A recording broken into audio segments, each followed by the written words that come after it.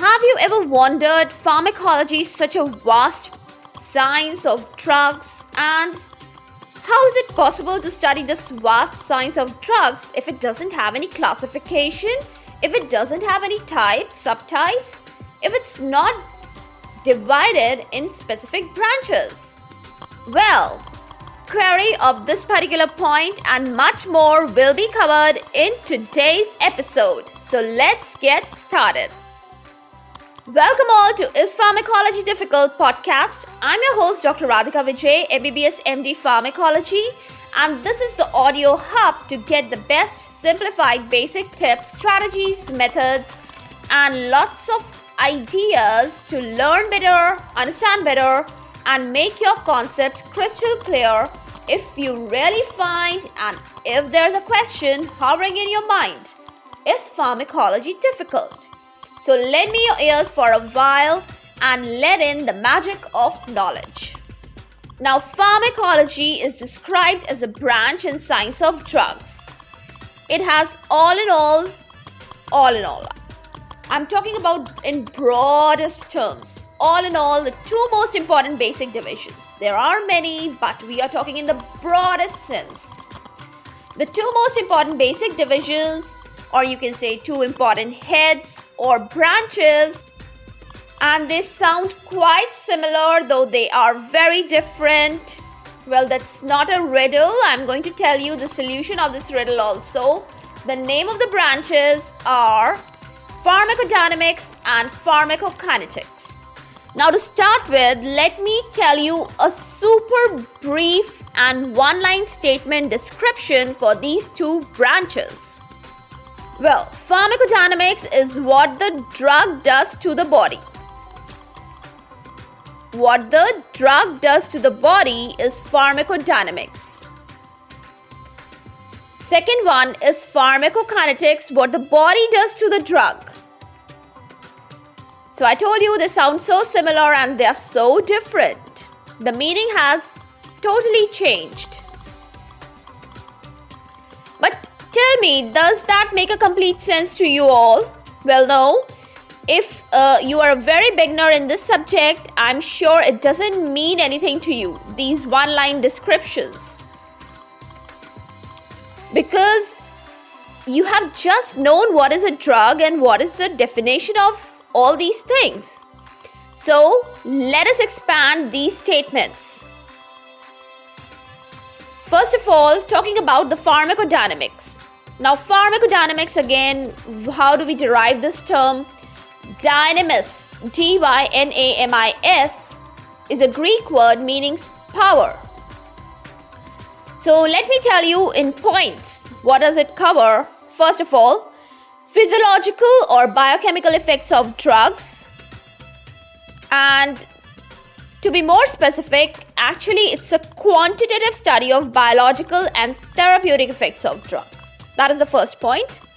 Secondly, it encompasses not only the mechanism of action, but it also tells about the site of the drug action. What is the site? Where it is acting? Is it acting at an organ level or subcellular level or a macromolecular level? Then it gives an idea of how plasma concentration of a drug and the responses of drug, they are interrelated. It tells about the duration of action of the drugs. That is the third point. Next point, I want to add on value to all these 3 points by exemplifying these all points with beautiful examples. Let me tell you 2 of them. That will make a lot of picture clear and a good idea of what is pharmacodynamics all about. Well, curare, that is a drug, and in common language it is called as arrow poison because it is used by the tribal people. It belongs to the group of non-depolarizing blockers, and its effect is that it produces muscle weakness in no time. Very quickly it does that, and finally the ultimate outcome or result is the skeletal muscle paralysis. So this is the whole pharmacodynamic description of curare. Now, let us go in a detailed example one more. Adrenaline is one of the adrenergic drugs, the prototype adrenergic drugs. It binds to adrenergic receptors, and the mechanism is that G protein mediated stimulation occurs of adenylyl cyclase. It leads to the increased concentration of cyclic AMP, and then a series of reaction occurs. Finally, what is the result or outcome? Cardiac stimulation, hyperglycemia, etc. So both of these, curare and adrenaline, what I gave you just now was the pharmacodynamic description. It is covering all the 3 points that I just told you about pharmacodynamics. Okay, that was more than enough about pharmacodynamics. I'm sure you are able to write, describe, and explain also what is pharmacodynamics. Talking about pharmacokinetics, well, where does it get its name from? Kinesis in Greek means movement. See how different it is from the last description and branch. In a very short and famous way, we call it as ADME. Capital A, capital D, capital M, and capital E. All have their specific meanings and descriptions. So you can just note it down nicely. It is the ADME study. A stands for absorption, D stands for distribution, M stands for metabolism, and capital E stands for excretion. Now, why it is called ADME study? Because it tells about the whole drug movement within the human body. And it also covers in detail how the drug is changing, what is happening to the drug in the human body. It covers the description about the binding, the localization, the storage, biotransformation of a drug in much details. And this whole room of discussion, it needs to be brightened up with wonderful apt examples that I'm going to give you just now. Well, let me give you 2 again for pharmacokinetics. Okay? The first one I want to talk about is a drug called chlorpromazine. Now, it is an antipsychotic drug and it binds with the tissue proteins. It is metabolized in liver. It is excreted in around 15 to 30 hours. Its absorption, it is hastened by the parenteral route as compared to the oral route. Now, how I described it just now, and whatever information I gave you is pharmacokinetic description. You note the difference of how you are pharmacodynamically describing a drug and how you are pharmacokinetically describing a drug. The points of description, they change. Did you get the idea, the whole concept? Then I want to give you one more specific and detailed example about this. Well, that is about the drug paracetamol. It is rapidly absorbed. It reaches at the peak concentration in the blood in around 30 to 60 minutes. Then 25% of paracetamol is plasma protein bound, and it has a very uniform volume of distribution, which is around 1 liter per kg. So it is metabolized by the processes of glucuronide conjugation, and its plasma half-life, you'll get to know about all these things in detail. Just listen to me nicely for the time being. Don't get confused and don't overthink. The plasma T-half is 2 to 3 hours and it is finally excreted in the urine. Well, I think now you are clear with the basic and important branches of pharmacology. How can you describe a drug when you are describing the pharmacodynamics of a drug? And how will you describe a drug when you are actually describing the pharmacokinetics of the drug? So these were the important things that you ought to know before you dive deeper in the subject, because these are the building blocks of this particular subject. Until you don't get to know how you're going to approach in the subject, you will definitely never get to know the details when they are discussed. And you know what? Once I'm discussing the details here, definitely I won't be repeating it in the upcoming episodes. Then I take it for granted that you know what is pharmacodynamics and you know what is pharmacokinetics.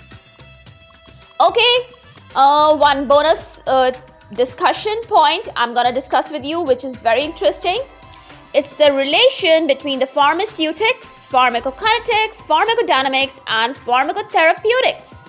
Yes, all are related. And I will tell you and I will prove it just now. So listen carefully. You know, listening is an art. I'm sure since you are a listener, you have this capability and this art in you. Let's start off with the pharmacoceutics. Now, pharmacoceutics, it refers to the disintegration of drug bioavailability, and it finally leads to a concept where we need to know the dosage of the drug. And when it leads to a point, there's a need to know the dosage of a drug, we are entering into pharmacokinetics. That is the ADME study I just told you. It tells about the drug concentration in the plasma. And now since we have entered the plasma concentration of the drug, now we are entering into the field of pharmacodynamics.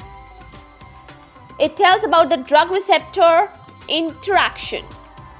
It gives an idea of the concentration of drug at the site of action. And now since we have come till the site of action of the drug, we have entered into pharmacotherapeutics. And finally we need the science of pharmacotherapeutics, which actually defines the drug effect or the drug response. See how beautifully we started with the pharmacoceutics, then pharmacokinetics, then pharmacodynamics, and we ended on pharmacotherapeutics. And definitely this chain is unbreakable. You cannot disintegrate these four aspects. Okay, now you're thinking about few more vague terms, branches, which you might have heard because you are a science student and you are in all these fields. So don't worry, I'm gonna tell you most of the heard and the important ones in the upcoming episodes. I'll try to pick up and highlight some of the important shells of this vast sea, and let's discuss the pearls of knowledge which we find in these shells. But that all in the next episode. For all the updates and the latest episodes of my podcast, please visit www.ispharmacologydifficult.com, where you can also sign up for the free monthly newsletter of mine. It actually contains a lot of updates about the medical sciences, drug information, and my podcast updates also. You can follow me on different social media handles like Twitter, Insta, Facebook, and LinkedIn. They all are with same name, Is Pharmacology Difficult. If you are listening for the first time, do follow me here, whatever platform you are consuming this episode. Stay tuned. Do rate and review on iTunes, Apple Podcast. Stay safe, stay happy, stay enlightened. Thank you.